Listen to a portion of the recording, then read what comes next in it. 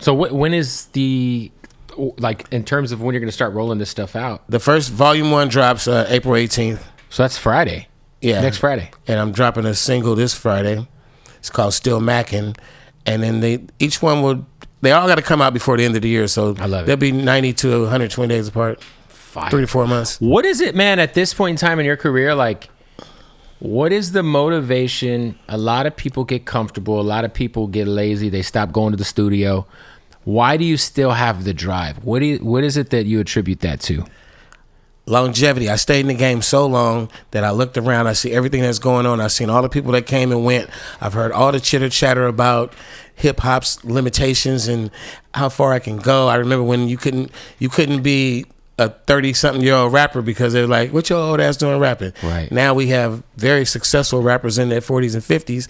And I just think that when you look at people out there just pushing it constantly on the road, Tretch, people staying in the limelight, Fat Joe, E40s, and you know what I'm saying? KRS-One got 20-something albums and is always, speaking hip-hop and always relevant, So it's like, Rakim he just still got album, it. Yeah. Redman is dropping dope-ass freestyle right. album. Like, I just think that we have to make we have to own the narrative of, like, when does hip-hop expire? When does an artist expire? And the only way to do that is to live it. We're the generation who's poised right now to tell a story to the infinite version of it. Like, who's going to be the first rapper who is rocking the crowd at 72 years old? Somebody's going to do it.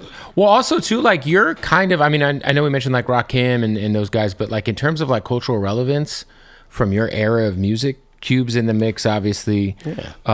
But like wherever club you go to in the country, right? You're going to hear Blow the Whistle. Oh yeah. It doesn't matter where you are. It could be a white club. It could be a hood club. It could be a bar mitzvah.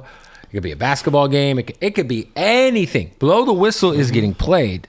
And you have such like a position in like culture where it's like, it's almost like the Snoop Dogg effect. Like when people be like, oh, Too Short. Oh, I love Too Short. Like everyone loves you. Like yeah. It's pretty crazy. Like to be able to kind of have that kind of grace with the public.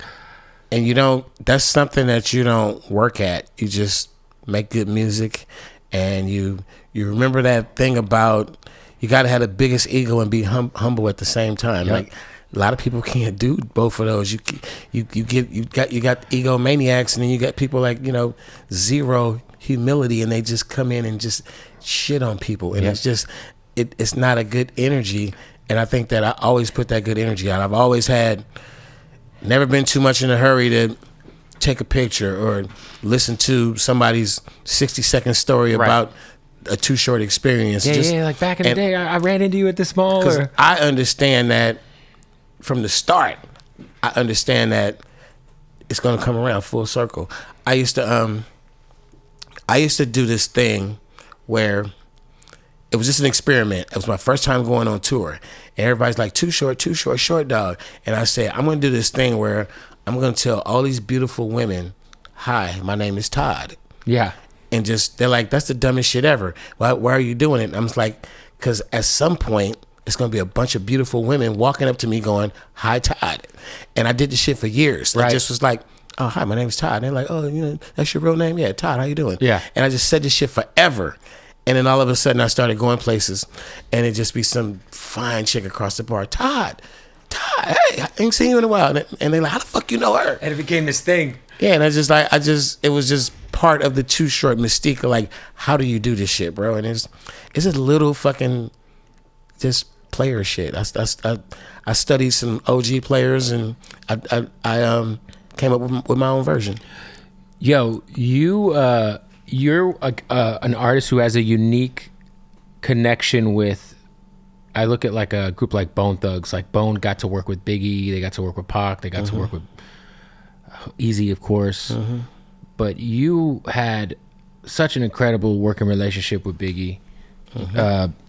But then you also, I mean, one of the most underrated chemistries, I think, when we think back to albums and the amount of songs you guys did, you and Jay-Z had a run together where Yeah, you guys probably were got on. about 3 songs with Jay, 3 songs with Big. Yeah, I mean that's pretty crazy. Like, first let's start with the Biggie relationship, because I know one of Biggie's last interviews. Actually, his last interview was in the Bay.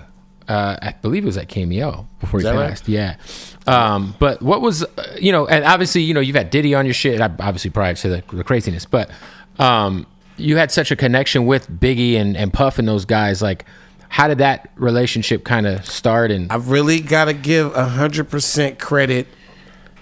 Now, I'll go 50-50. Half of it was Biggie reaching out to me, and the other half I would have to give it to Eric Sermon, because he was my neighbor in Atlanta. We made a lot of songs together. He really, the first song that New Yorkers ever liked me in by the masses was a duet with me and Eric Sermon. But the thing that really happened, Biggie called me. Nope, he didn't call me. He had Puff call me, and he said, "Big, want to do a song with you." And I'm like, cool. And we made the song, "The World Is Filled." Yep. So that actually just like makes all these New Yorkers go, "Oh man, I fuck with you.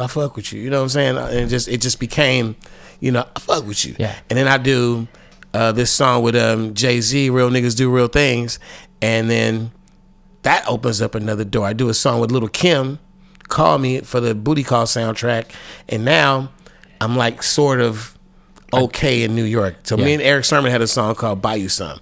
So now I got like 4 joints out of all these years of New York ignoring the fuck out of me. Right. Got about 4 joints, but these 4 joints are with the hitters. Heaviest, yeah.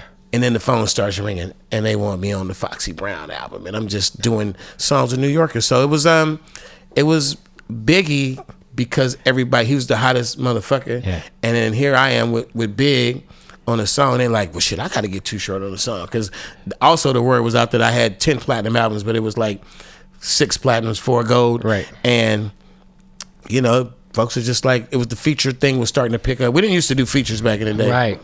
Yeah, so because obviously nowadays a lot of features get done over email. Back then, were you able to like be in the studio? No, yeah, you pretty much, all the features were done in person. What's the studio session like with Biggie, the first one? The World Is Filled. The song was recorded at Bad Boy Studio, Daddy's house in New York. I got to the session. I had one of my homies with me, and it's people. It's like a vibe. It's people in the studios, weed, smoke, liquor, the usual session. And Puff Daddy is on the first verse of the song. Yep. Carl Thomas is on the hook. I was wondering who did that hook. The world is, Yeah, Carl Thomas.